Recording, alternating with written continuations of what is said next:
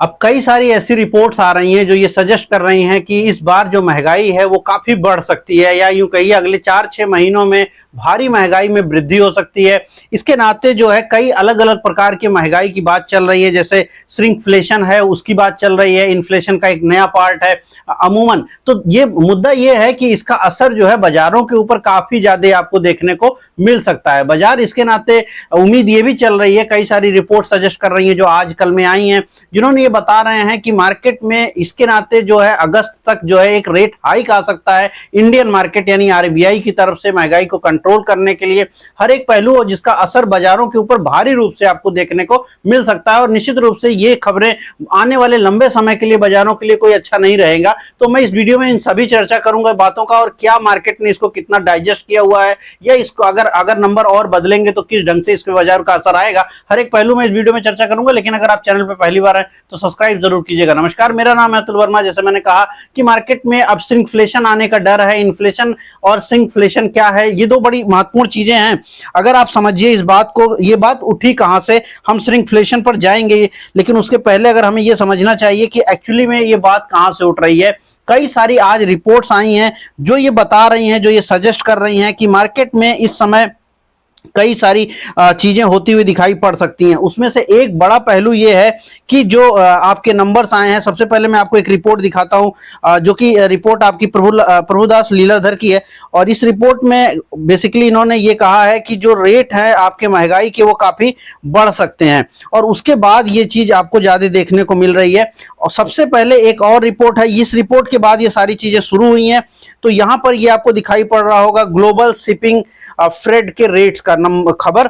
ये खबर ये बताती है कि जो ग्लोबल शिपिंग का फेड रेट है, यानी कि जो वैश्विक रेट है जिसके द्वारा शिपिंग की जाती है। चूंकि महंगाई में सबसे महत्वपूर्ण होता है कि शिपिंग कॉस्ट क्या हो रही है। पूरी दुनिया की महंगाई के ऊपर असर पड़ेगा। भले आप एक बिस्किट खरीदते हो घर पे, लेकिन आप ये समझिए कि जो भी समुद्र के अंदर जो शिपिंग का रेट है, अगर वो बढ़ रहा है तो आपकी बिस्किट की पैकेट या तो छोटी हो जाएगी या उसके दाम बढ़ जाएंगे। और इसीलिए ग्लोबल शिपिंग फेड रेट बड़े इंपॉर्टेंट होते हैं। और यहां पिछले कुछ दिनों के अंदर, यानी जून के पहले हफ्ते में जो अब नंबर आए हैं, वो 20% तक इन फेड रेट में वृद्धि की बात चल रही है। 20% रेट बढ़ने का असर होगा कि जो भी प्रोडक्ट यानी जो मार्जिन है कंपनियों का, वो भारी दबाव में जाएगा। तो कंपनियों का जो प्रॉफिट है या तो वो घटेगा और उनका मार्जिन दबाव में जाएगा। मार्जिन को संभालने के लिए वो प्रॉफिट संभालने की कोशिश करेंगे या तो मार्जिन संभालने की कोशिश करेंगे। अगर वो मार्जिन संभालने की कोशिश करेंगे तो भी उनको दाम बढ़ाना पड़ेगा। अगर वो दाम नहीं बढ़ाते हैं तो उनका प्रॉफिटेबिलिटी घट जाएगा, जिसका असर सीधा शेयर बाजार के ऊपर पड़ेगा। अगर वो दाम बढ़ाते हैं तो इसका असर क्या होगा, इसका भी असर जो होगा उनके टोटल सेल्स के ऊपर आएगा। तो जो माल बिकना है जितना, उतना नहीं बिकेगा। तो ये बहुत इंपॉर्टेंट खबर है जिसका असर बाजारों पर काफी बड़े रूप में देखने को मिल सकता है। इसका दो संदर्भ में इसका असर देखने को मिलेगा। एक तो जो इन्फ्लेशन के प्रोजेक्शंस हैं वो बढ़ेंगे। इस नंबर को हमेशा आप याद रखिएगा कि आरबीआई हमेशा इसको ध्यान देता है। जब भी आपके आरबीआई गवर्नर बोलते हैं तो जनरली वो फेड रेट्स को, यानी फेड रेट का मतलब ये जो फ्लीट रेट है, इसकी बात करते हैं। जब भी महंगाई की बात करते हैं तो वो नंबर पर ध्यान आरबीआई देगा। अब इसके नाते जो मैंने कहा वो चीजें हो सकती हैं। अब इसके संदर्भ में 2-3 और रिपोर्ट्स आई हैं, तो मैं वो रिपोर्ट अब आपके सामने रखूं।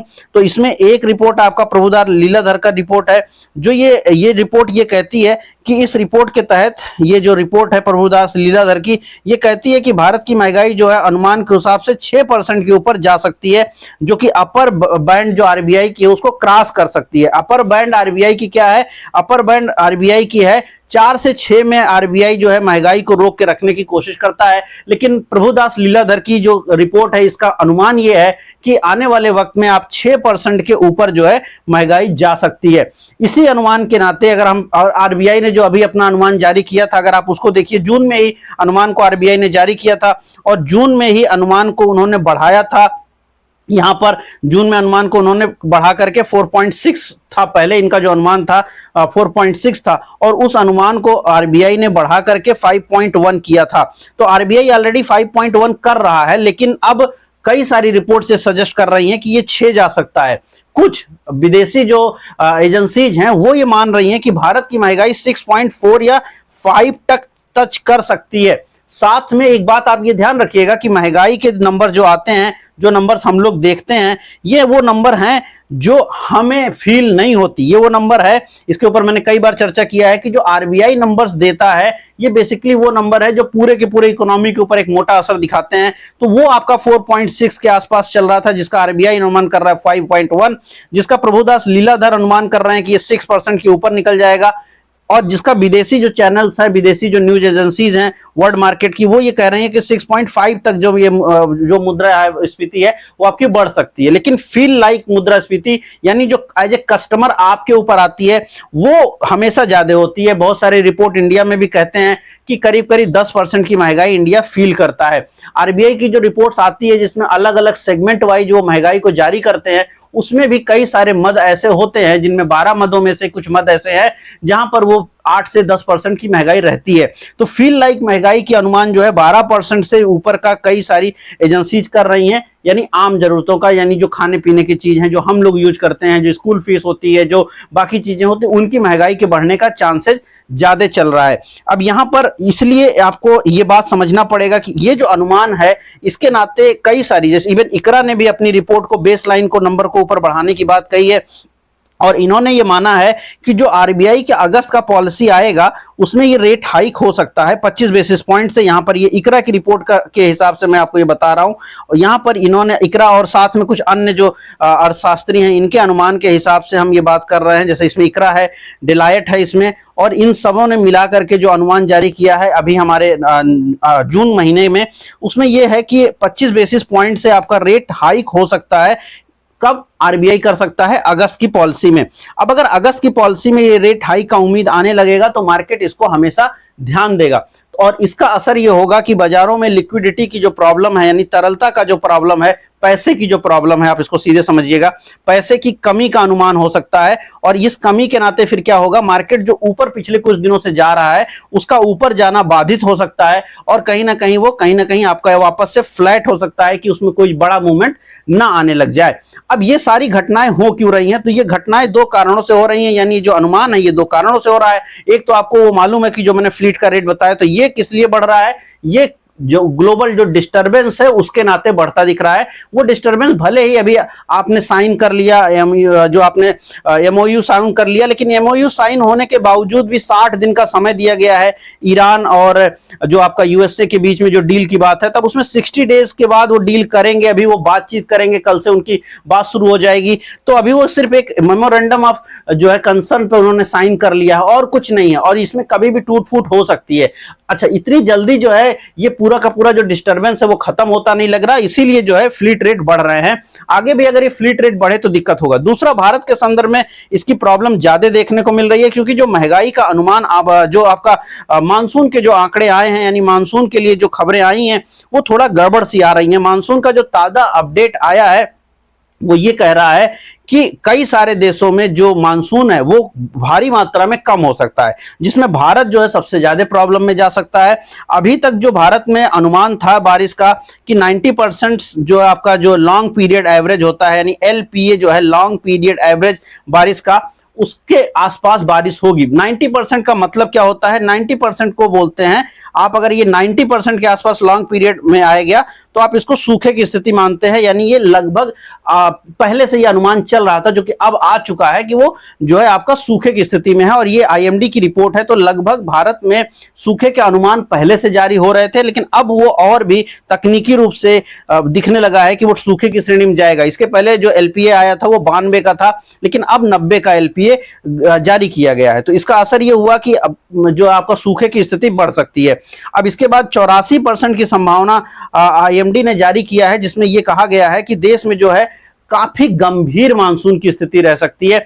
यानी अगर कहीं कहीं बारिश होगी भी, लेकिन 84% जो आपका देश होगा उसमें भारी स्थिति जो है आपका पानी की कमी के रूप में देखने को मिल सकता है, बारिश की कमी के रूप में देखने को मिल सकता है। अब प्रॉब्लम इसके नाते ये है कि इसके नाते जो महंगाई के अनुमान है दूसरे पक्षों के, वो भी बढ़ते दिखाई पड़ रहे हैं। अनुमान ये किया गया है कि जून महीने के बाद आपके यूपी और हरियाणा, पंजाब में अगर बारिश में कमी रहती है तो जो खाने पीने के सामान है, जो सब्जियां हैं जिसमें टमाटर है, प्याज है, आलू है, इनके दामों में वृद्धि हो सकती है। जो दालें हैं उसका बफर स्टॉक पर्याप्त है लेकिन उसमें दिक्कत हो सकती है। गेहूं का बफर स्टॉक है लेकिन भारत में गेहूं के रेट में बढ़ने की उम्मीद लगाई जा रही है। इस तरह कई सारी छोटी छोटी जगहों पर जो महंगाई के ऊपर बड़ा प्रेशर डालता है उसके ऊपर असर आ रहा है। साथ में उम्मीद यह है कि इसके नाते चूंकि बारिश कम होगी तो जो गन्ने की फसल है वो अच्छी नहीं होगी, और चूंकि गन्ने की फसल अगर अच्छी नहीं होगी तो डिमांड गन्ने की एथेनॉल में बहुत ज्यादा जा रही है। अगर वो गन्ने से पूरा नहीं होगा तो चावल के जो टूटे कण हैं उनका यूज चूंकि किया जा रहा है एथेनॉल में, तो वो चावल उधर जा सकता है जिसका असर जो है महंगाई के ऊपर, राइस के रेट के ऊपर ज्यादा दिखने को मिल सकता है। साथ में वो एप्रिसिएशन के रूप में आपको जो आपका धान की कीमतें हैं उसमें देखने को मिल सकता है। साथ में चूंकि गन्ने का उत्पादन अगर कम होता है, जो टोटल रकबा जो बुआई का है वो उम्मीद है कि कम हो जाएगा जो फसलें हैं उनकी, और उसके नाते फिर आपका जो गन्ने के रेट्स हैं वहां पे बढ़ेगा। साथ में उसका असर चीनी के ऊपर भी आपको देखने को मिल सकता है। तो चीनी के ऊपर भी जो अनुमान आ रहे हैं वो थोड़े महंगाई वाले हैं। तो ये कोर महंगाई का आंकड़ा हुआ। अब इन सभी चीजों का असर कहां पे होगा? इन सभी चीजों का असर, चाहे गन्ने का दाम बढ़ जाए चाहे किसी भी चीज का दाम बढ़े, इन सबका असर आपको कहां देखने को मिलेगा? इन सबका असर जो है आपको कहीं ना कहीं हर एक पहलू पे देखने को मिलेगा, चाहे वो एफएमसीजी कंपनी हो, चाहे वो कोई भी चीज हो, सबके ऊपर आपको वो उसका वैल्यू देखने को मिलेगा।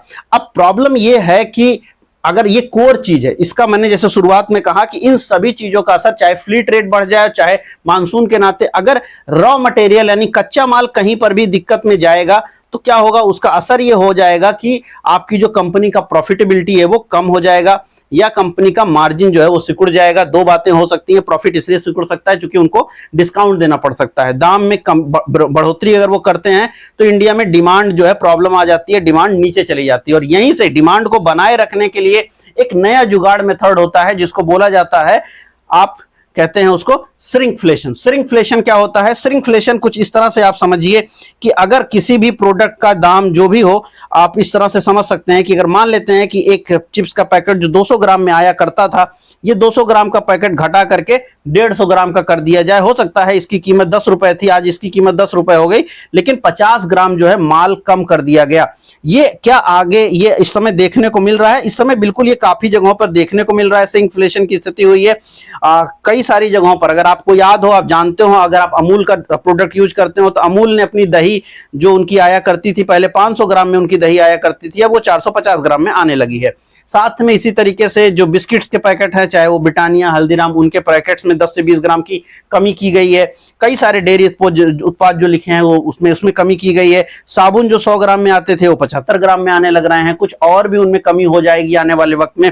तो जो इस टाइप के प्रोडक्ट्स में कमी आप देखते हैं वो डिफरेंट हो सकता है। आप अगर किसी दुकान पे मान लीजिए एक रेस्टोरेंट में खाएं या फिर आप कभी ठेले पे खाएं, चाउमीन खा रहे हो या नूडल्स खा रहे हो या कुछ भी खा रहे हो, आप टिक्की खा रहे हो, तो जो नूडल, जितना वो नूडल आपके पहले प्लेट में दिया जाता था वो उससे कम हो जाएगा। दाम भले ही वो 40 रुपए लेता हो, 50 लेता हो, या ठेले वाला जो है आपसे 20 रुपए लेता हो, लेकिन वो माल कम हो जाएगा, वो आपको कम दिया जाएगा। क्योंकि अब उसको भी देखना है कि भाई आज चूंकि अब गैस का दाम जो है, भले ही सरकारी दाम जो आप जो घरेलू उत्पाद का यूज कर रहे हैं वो अलग है, लेकिन जब एक व्यक्ति जो दुकान चला रहा है वो गैस जब खरीद रहा है, या तो वो ब्लैक में खरीद रहा है या तो वो जो है आपका जो वाणिज्यिक वाला है उसको खरीद रहा है, दोनों ही के दाम बड़े हैं। अगर ब्लैक में खरीद रहा है तो 2500 रुपए पे अगर वो सिलेंडर ले रहा है तो उसका वो महंगाई जो है, जो ईंधन की महंगाई है, वो तो उस चाउमीन के रेट में जाएगा। और ऐसा बाकी जगहों पर भी वो चीजें देखने को मिलेंगी। तो वो श्रिंकफ्लेशन जो है हर एक जगह देखने को मिलेगी। भारत में जो कंजम्पशन का क्षेत्र है